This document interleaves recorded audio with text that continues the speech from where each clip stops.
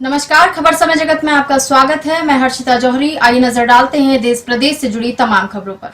Bhopal Bharatiya Janata party की सरकारें जो भी अच्छा काम करती हैं उसका विरोध करना ही कांग्रेस का एजेंडा है। कांग्रेस ने अपने घोषणा पत्र में यही बातें कही थीं जो हमारी केंद्र सरकार द्वारा किसानों के लिए पारित कराए गए दोनों विधेयकों में है।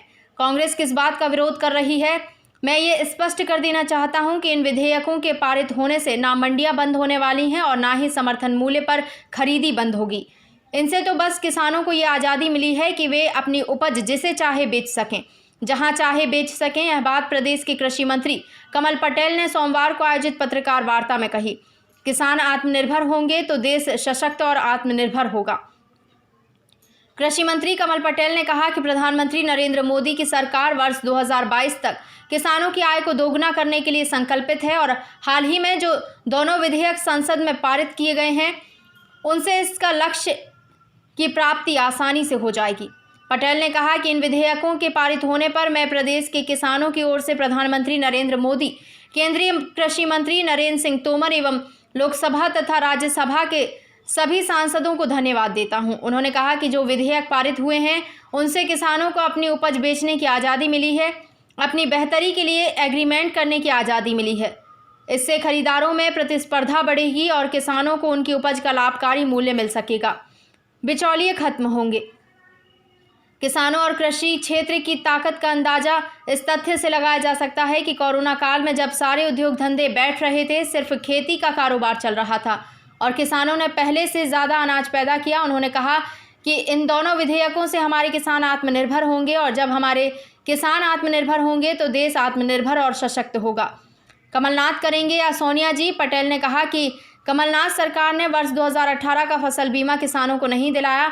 हमारी सरकार ने आने के बाद 2200 करोड़ रुपए की प्रीमियम जमा करा के वर्ष 2019 के फसल बीमा की राशि किसानों के खातों में पहुंचाई है। लेकिन किसानों को कम पैसा इसलिए मिला है क्योंकि कमलनाथ सरकार ने बीमा की स्कैनिंग घटाकर 75% कर दी थी ताकि उसे फसल बीमे के लिए ज़्यादा पैसा ना मिलाना पड़े।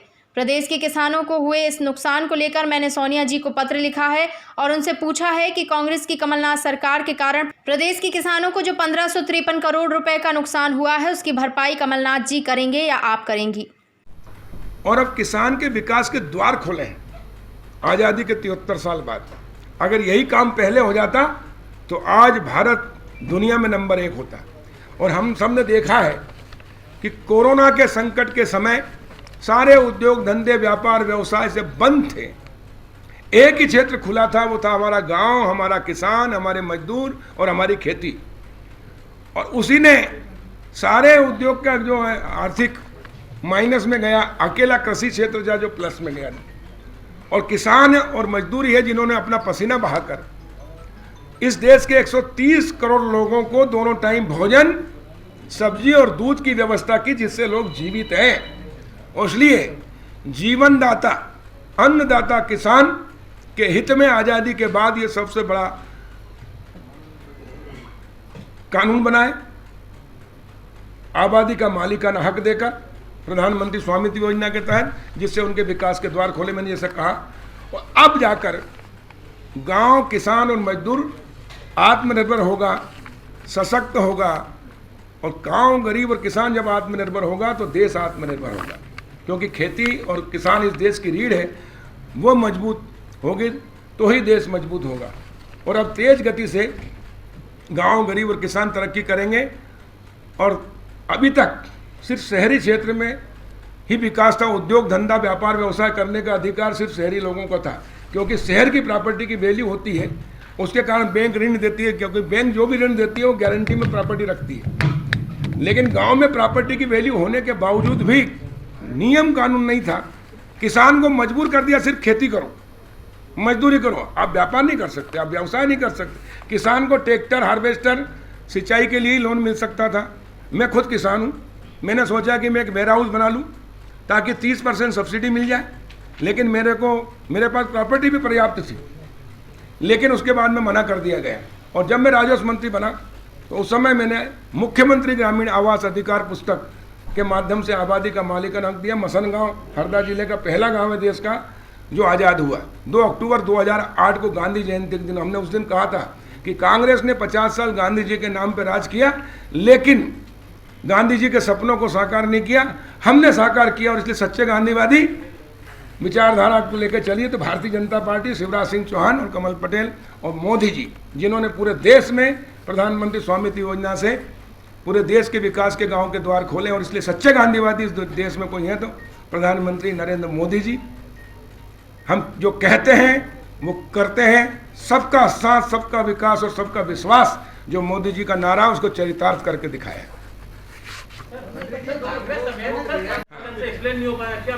नहीं, देखिए, कांग्रेस की स्थिति बहुत खराब हो गई है।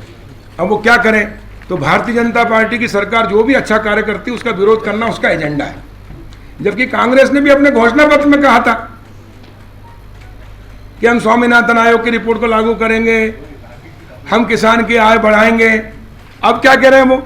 इसका विरोध कैसे कर रहे हैं? भ्रमित कर रहे हैं, बेला क्या भ्रम कर रहे हैं। मंडियां बंद हो जाएगी, एमएसपी पे खरीदी बंद हो जाएगी। मैं आपके माध्यम से संपूर्ण मध्य प्रदेश के किसान भाइयों से और देश के किसान भाइयों से भी कहना चाहता हूं, न तो मंडियां बंद होगी, न एमएसपी पे खरीदी बंद होगी। समर्थन मूल्य पर सरकार खरीदी करेगी और बढ़ा के करेगी, लेकिन हम किसान को और अवसर देना चाहते हैं। देखिए, मांग और पूर्ति, इस पर व्यापार का रेट बनता है किसान की फसल का। मांग ज्यादा है, पूर्ति कम है तो रेट बढ़ेंगे, पूर्ति ज्यादा है, मांग कम है तो रेट घटेंगे। अभी मंडियों में जब खरीफ और रबी की फसल आती है, किसान की एक साथ आती है।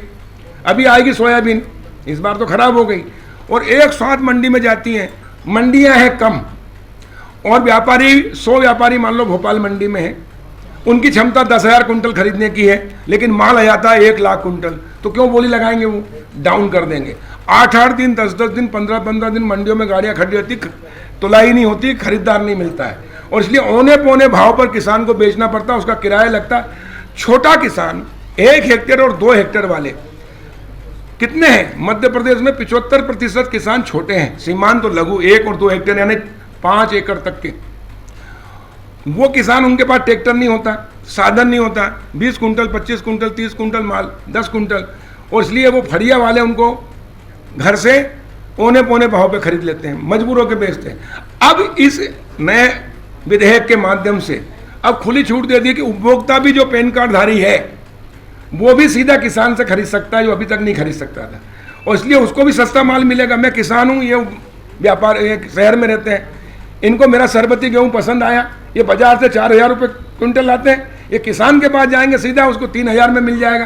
तो किसान से लेते हैं 2,000 के अंदर और व्यापारी बेचते हैं 4,000। तो ये बिचौलिए खत्म करने का कानून है, एक आज़ादी दिलाई है उपभोक्ताओं को भी और किसान को भी बिचौलियों से मोदी जी ने। और इसलिए ये भ्रम फैला रहे हैं। समर्थन मूल्य, अब मैं किसान हूँ, मुझे अगर मंडी में रेट ज़्यादा मिलेगा तो मैं मंडी में ले जाऊंगा, मुझे समर्थन मूल्य में रेट ज़्यादा मिलेगा तो मैं समर्थन मूल्य पे जाऊंगा, और मुझे घर से ही अच्छे रेट मिल जाएगा तो मैं काय को ट्रैक्टर ट्राली लेकर डीजल खर्च करूंगा, समय खराब करूंगा, घर से ही बेच दूंगा, खलिहान से बेच दूंगा। एक एग्रीमेंट होगा किसान के बीच में, कॉन्ट्रैक्ट खेती भी होगी। अभी मिर्ची कभी 2 रुपये किलो बिकती है, प्याज टमाटर कभी 4 रुपये, कभी 10 रुपये, कभी 40-60 और 100 रुपये किलो व्यापारी कमाते हैं। ये व्यापारी है, इन्होंने मुझे, कंपनी मुझे कहा कि आप पर्ची लगाइए, हम आपको बीज और ये सब देंगे, आपसे 20 रुपये किलो यानी 2,000 रुपये कुंटल खरीदेंगे, भले रेट 1,000 का होगा तो भी, और मुझे लगता है कि मुझे 2,000 में फायदा है तो मैं कॉन्ट्रैक्ट खेती करूंगा। और इस प्रकार किसानों के लिए अधिक से अधिक व्यापारी प्रतिस्पर्धा में खरीदने के लिए आए, क्योंकि मुट्ठी भर व्यापारी हैं जो मंडियों में, वो इतना माल खरीद नहीं सकते क्योंकि उत्पादन बड़ा है। सुनिए, शिवराज सिंह चौहान जी ने जहां 7.5 लाख हेक्टेयर सिंचाई थी, भारतीय जनता पार्टी की सरकार ने 42 लाख हेक्टेयर में कर दी, और इसलिए कृषि उत्पादन 5 गुना बढ़ा है, लेकिन व्यापारी नहीं बढ़े, और इसलिए ये व्यापारियों का विस्तार भी है, प्रतिस्पर्धा है, और इससे किसान को जहां अच्छा रेट मिलेगा वो बेचेगा, और इसलिए हम इस विधेयक का स्वागत करते हैं। खबर समय जगत के लिए संवाददाता शक्ति Bharti, Bhopal. For latest news, subscribe to our channel and press the bell icon.